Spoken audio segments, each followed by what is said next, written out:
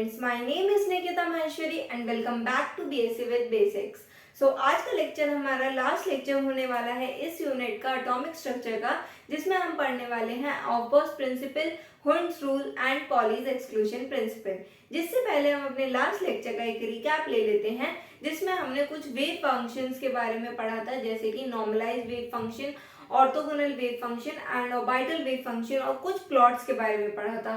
तो normalised wave function में हमने ये देखा था कि अगर कोई भी वेव फंक्शन हमारा इस कंडीशन को सेटिस्फाई करता है तो वो वेव फंक्शन हमारा क्या कहलाता है, नॉर्मलाइज्ड वेव फंक्शन। ये वाला वेव फंक्शन क्या होगा, नॉर्मलाइज्ड वेव फंक्शन। उसके बाद फिर हमने देखा कि अगर कोई भी वेव फंक्शन हमारा इस कंडीशन को सेटिस्फाई करता है तो वो वेव फंक्शन हमारा क्या कहलाता है, ऑर्थोगोनल वेव फंक्शन। ठीक है, इसके बाद हमने ऑर्बिटल वेव फंक्शन के बारे में पढ़ा था। ऑर्बिटल वेव फंक्शन में हमने ये देखा था कि orbital wave function is nothing but the product of radial wave function and angular wave function. अपने लास्ट लेक्चर में हमने रेडियल वेव फंक्शन और एंगुलर वेव फंक्शन की वैल्यूज निकाली थी, जो कि थी रेडियल वेव फंक्शन की वैल्यू आई थी हमारे पास आर एन एल आर, जिसमें जो रेडियल वेव फंक्शन है हमें ये बता रहा है कि वो डिपेंड करता है on azimuthal quantum number and principal quantum number. ठीक है, उसके बाद हमने एंगुलर वेव फंक्शन के बारे में भी निकाला था, y थीटा फाई, जिसकी वैल्यू आई थी हमारे पास y m l theta phi. ठीक है, जिससे हमें ये पता चल रहा था कि जो एंगुलर वेव फंक्शन है वो magnetic quantum number and azimuthal quantum number पर डिपेंड कर रहा है। ठीक है, उसके बाद हमने निकाला था orbital wave function. Orbital wave function क्या था, radial wave function and angular wave function का प्रोडक्ट, मतलब कि R N L R multiplied by Y M L theta phi. ठीक है, तो ये था हमारा ऑर्बिटल वेव फंक्शन, जिसको हम लिख सकते थे psi N L M R theta phi. ठीक है, ये हमने निकाला था क्या, ऑर्बिटल वेव फंक्शन। ठीक है, उसके बाद फिर हमने कुछ प्लॉट्स पढ़े थे और उन प्लॉट से हम क्या निकालना चाह रहे थे, वो था हमारा probability of finding an electron in an atom. जिसके लिए सबसे पहला प्लॉट हमने देखा था साई वर्सेस आर का।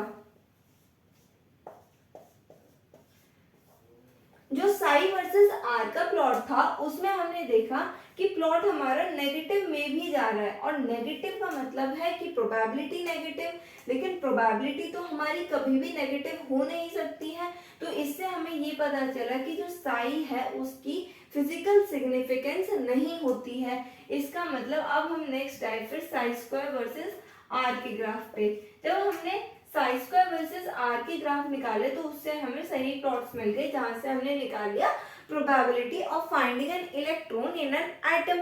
फिर अब हमसे पूछा गया कि एटम में भी एक पर्टिकुलर रीजन में क्या प्रोबेबिलिटी होगी ऑफ फाइंडिंग एन इलेक्ट्रॉन। तो उसके लिए हमने रेडियल प्रोबेबिलिटी डिस्ट्रीब्यूशन कर्व पढ़ा था, जो कि था between 4 pi R square psi square versus R के बीच में। यहां से हमने क्या निकाला था, हमने निकाला था probability of finding an electron in a particular region in an atom. ठीक है, उसके बाद फिर ये हमने अपने लास्ट लेक्चर में ये सब पढ़ा था। अब हम शुरू करेंगे अपना आज का लेक्चर।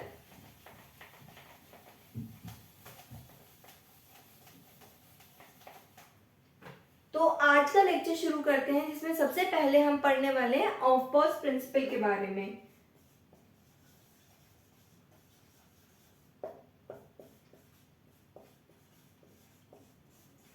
जो ऑफबर्स्ट प्रिंसिपल है उसको समझने से पहले हम एक एग्जांपल लेते हैं कि हमारे पास एक सोडियम एटम है।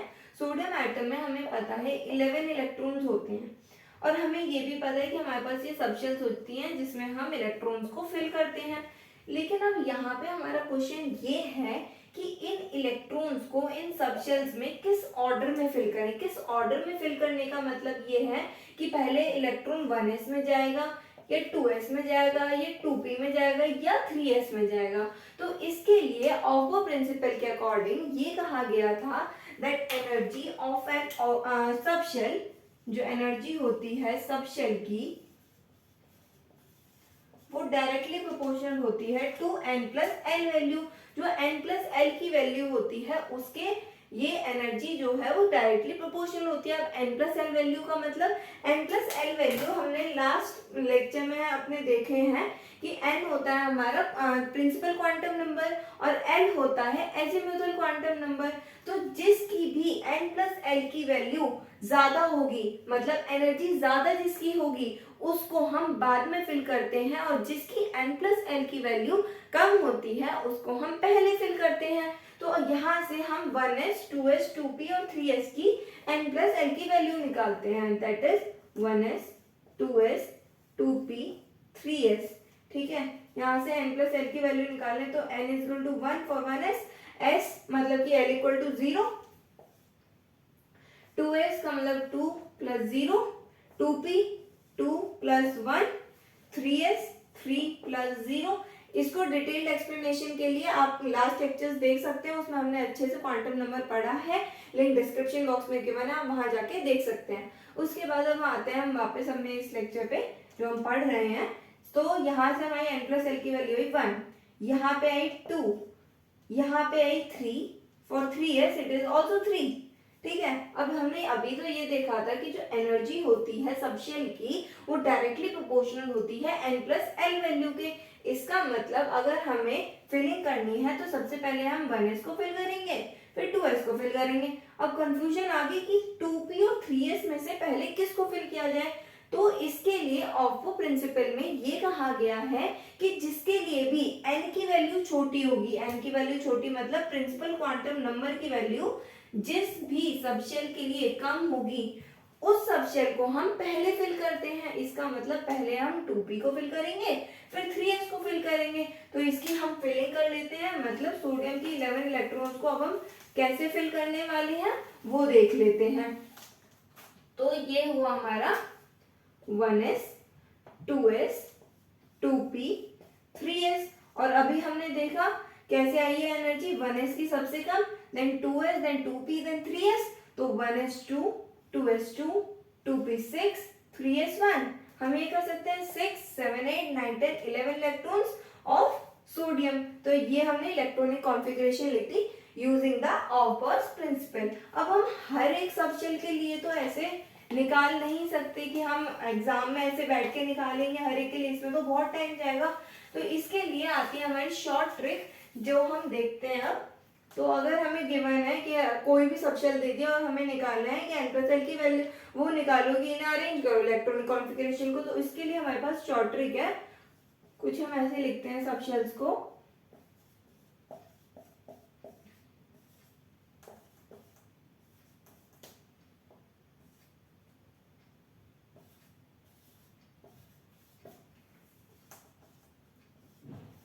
ठीक है, तो अब शॉर्ट ट्रिक के लिए हमने ये पढ़ा है, हम इन्हें ऐसे कट करेंगे।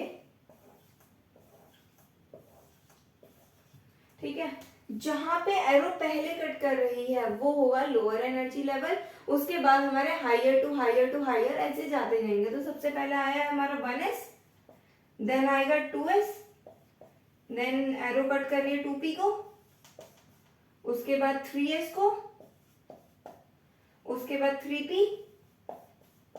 3p के बाद आ रहा है 4s, देन 3d, 3d के बाद हम 4p फिल करेंगे, 4p के बाद 5s को फिल करेंगे, 5s के बाद 4d, 4d के बाद 5p, 5p के बाद 4f, ऐसे करके हम इन्हें फिल करेंगे। तो इस ट्रिक से हम इजीली इलेक्ट्रॉनिक कॉन्फ़िगरेशन लिख सकते हैं। So this was all for ऑफबर्स प्रिंसिपल। ठीक है, अब आते हैं हम अपने नेक्स्ट टॉपिक पे जो कि है हुन्स रूल। तो हुन्स रूल बेसिकली हमें क्या बता रहा है वो हम अब पढ़ने वाले हैं, और उसमें हम हुन्स रूल की हेल्प से इलेक्ट्रॉनिक कॉन्फ़िगरेशन भी पढ़ेंगे। तो हुन्स रूल के अकॉर्डिंग ये कहा जाता है, इसे भी एक एग्जांपल से देखते हैं। एल्यूमिनियम का एटॉमिक नंबर होता है 13, मतलब इलेक्ट्रॉनिक कॉन्फ़िगरेशन यूजिंग द ऑफबर्स प्रिंसिपल आ जाएगी 1s2 2s2, 2p6, 3s2, 3p1।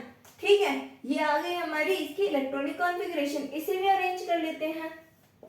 Single fill, then next electron opposite spin, double fill, similarly 2s2, then 2p6, first single fill, then double fill, उसके बाद 3s2, फिर 3p1, मतलब यहाँ पे electron को फिल कर दिया। ये आ गई हमारी एल्यूमिनियम की इलेक्ट्रॉनिक कॉन्फ़िगरेशन, जो कि हमने निकाली यूजिंग द हुंस रूल।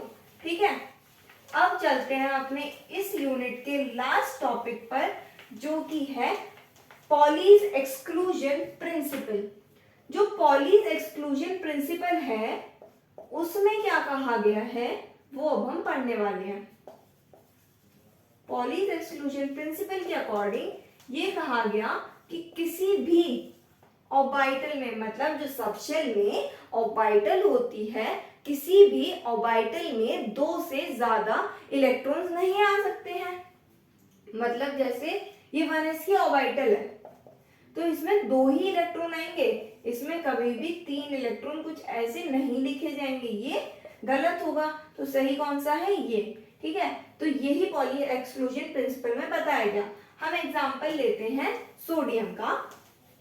सोडियम में हमने देखा कि अभी ऑफकोर्स प्रिंसिपल में हम पढ़ के आए उसकी इलेक्ट्रॉनिक कॉन्फ़िगरेशन, जिसमें हमने देखा सोडियम का एटॉमिक नंबर 11 होता है, 11 इसमें इलेक्ट्रॉन्स होते हैं, और इसकी इलेक्ट्रॉनिक कॉन्फ़िगरेशन हम लिखते हैं 1s2, 2s2, 2p6, 3s1। ये हम इसकी इलेक्ट्रॉनिक कॉन्फ़िगरेशन लिखते हैं।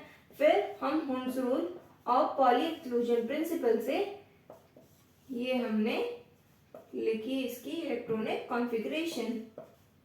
ठीक है, हुंस रूल में हमने कहा था कि पहले सिंगली फिल्ड करेंगे, फिर डबली फिल्ड करेंगे, and this is 3s1, 1s, 2s, 2p, 3s।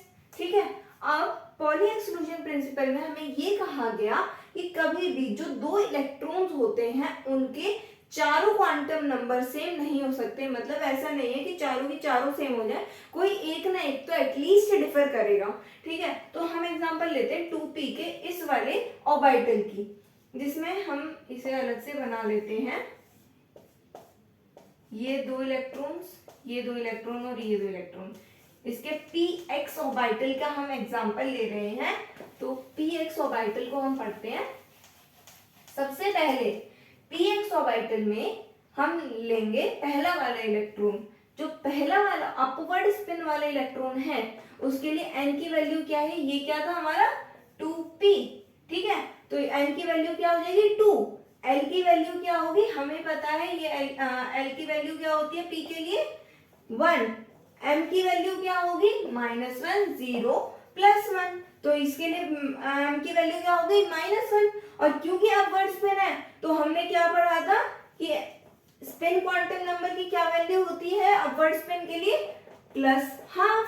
ठीक है, अब आ जाते हैं हम डाउनवर्ड स्पिन वाले इलेक्ट्रॉन पे, मतलब कि इस वाले पे। तो इसमें हम देखेंगे n क्या है 2, l क्या है 1। ठीक है, ml क्या होगा वही -1, ms क्या होगा, क्योंकि डाउनवर्ड स्पिन है तो ms क्या होगा -12। ठीक है, तो ms हो गया -12, मतलब कि चारों क्वांटम नंबर सेम नहीं हुए, कोई एक क्वांटम नंबर डिफर कर रहा, that is spin quantum number. तो यही पॉली एक्सक्लूजन प्रिंसिपल के अकॉर्डिंग स्टेट किया जाता है। ठीक है, सो this was all for this lecture. Thank you for watching this. Please like, share, subscribe and drop your doubts in the comment section below.